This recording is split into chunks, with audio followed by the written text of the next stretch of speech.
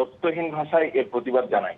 We want justice, অভয়ার ন্যায় বিচারের জন্য যে স্লোগান উঠেছিল, সেই স্লোগান ছিল অভয়ার ন্যায় বিচারের জন্য, দুর্নীতির বিরুদ্ধে লড়াইয়ের জন্য, থ্রেড কালচারের বিরুদ্ধে লড়াইয়ের জন্য।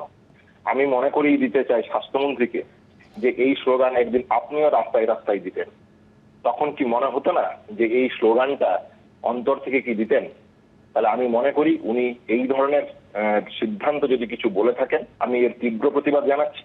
এবং পাশাপাশি এটা বলতে চাই যে উনি যে নির্দেশিকা দিয়েছেন বা যে অর্ডার দিচ্ছেন, হ্যাঁ, সেই অর্ডার অবিলম্বে প্রত্যাহার করুক এবং অভয়ার ন্যায় বিচারের দাবিতে যা যা করণীয় কর্তব্য আছে সেইগুলোকে পালন করা উচিত। একাধিক ব্যক্তির গ্রেপ্তার, এভিডেন্স টেম্পার এবং ইনভেস্টিগেশন হাতে হবে দোষীরা এখনো মুক্ত কেন?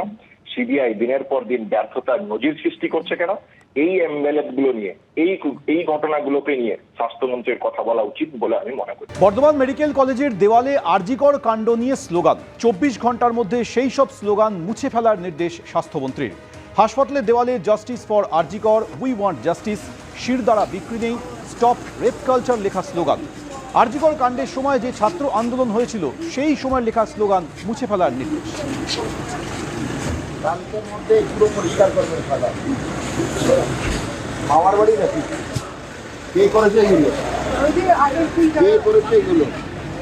কালকের মধ্যে madam madam madam madam madam সামনে চলে, কালকের মধ্যে প্রত্যেকটা সাধারণ করবেন।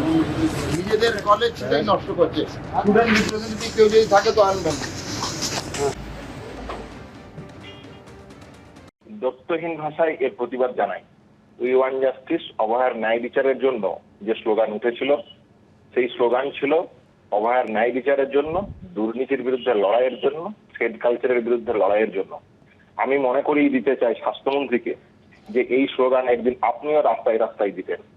তখন কি মনে হতো না যে এই স্লোগানটা অন্তর থেকে কি দিতেন? তাহলে আমি মনে করি উনি এই ধরনের সিদ্ধান্ত যদি কিছু বলে থাকেন, আমি এর তীব্র প্রতিবাদ জানাচ্ছি।